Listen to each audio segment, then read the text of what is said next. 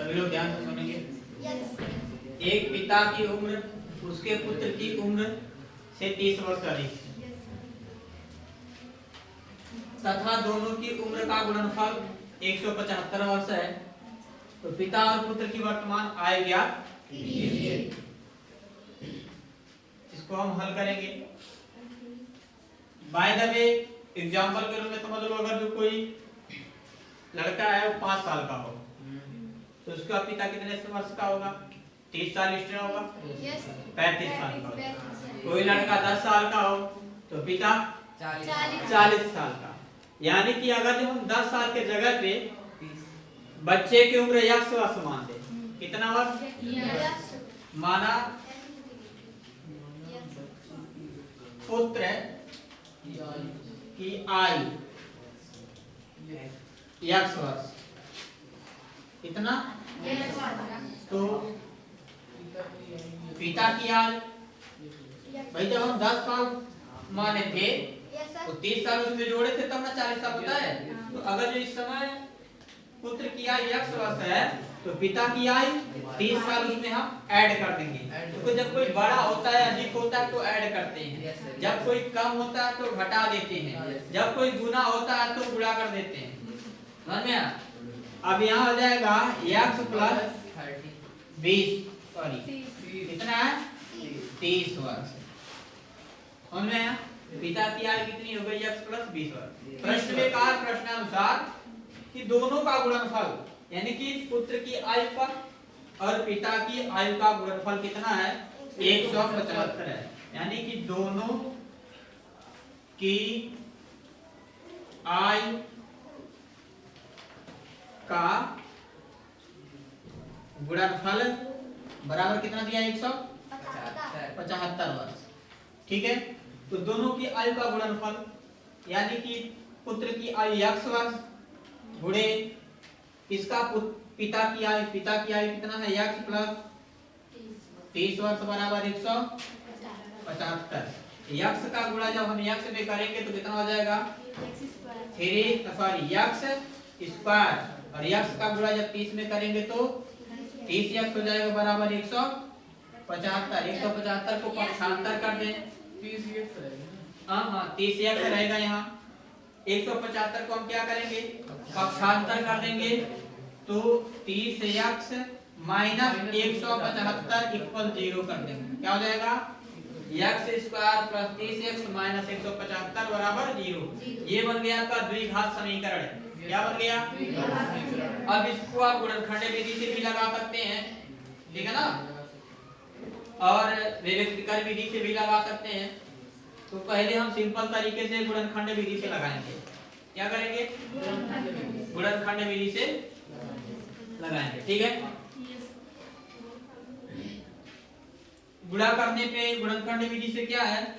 175 यानी कि x square के आगे 1 है, 1 का 175 में गुणा करेंगे तो 175 आएगा। 175 का हम गुणा खंड करेंगे, काटेंगे, किससे काटें? 5 से काट देते हैं। 5 तिया 5 साते 5 पचे 25, 5 साते 35। अब देखो कि 30 आएगा। किसी भी तरह से गुणा करने पे 35 माइनस 5, 7 बचे 35 हो गया, और 35 में से 5 घटा देंगे तो कितना आएगा? 30 आएगा। तो हो गया x square plus 35 minus 5 x minus 175 equal 0। आई बात समझ में? अब हम क्वेश्चन को यहाँ सॉल्व करेंगे। x स्क्वायर प्लस 35 का x में गुणा करेंगे तो कितना हो जाएगा? 35x। कितना हो जाएगा? 35x। थोड़ा सा लिस्ट है।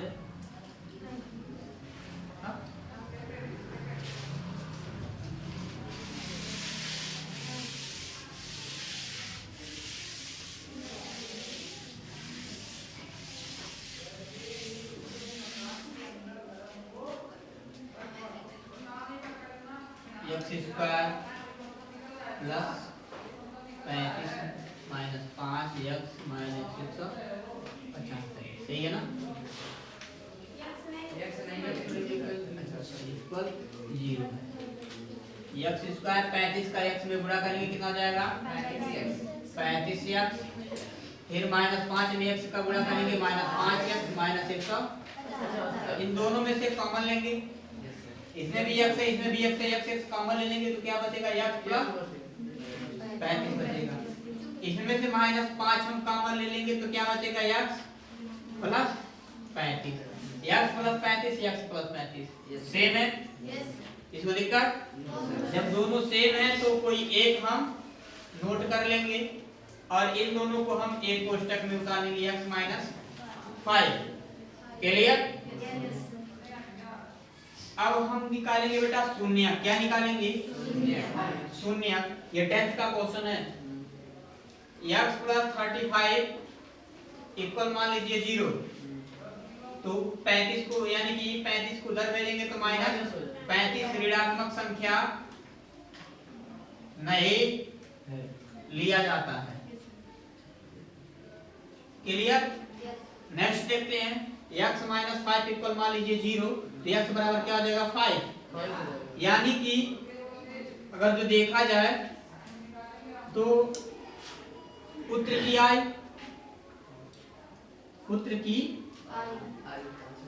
बराबर 5 वर्ष। क्या वर्ष? 5। तो पिता की आयु बराबर 35 वर्ष। आयु बराबर यानी कि 5 प्लस 30 बराबर 35 वर्ष। किसी दिक्कत समझ में आया?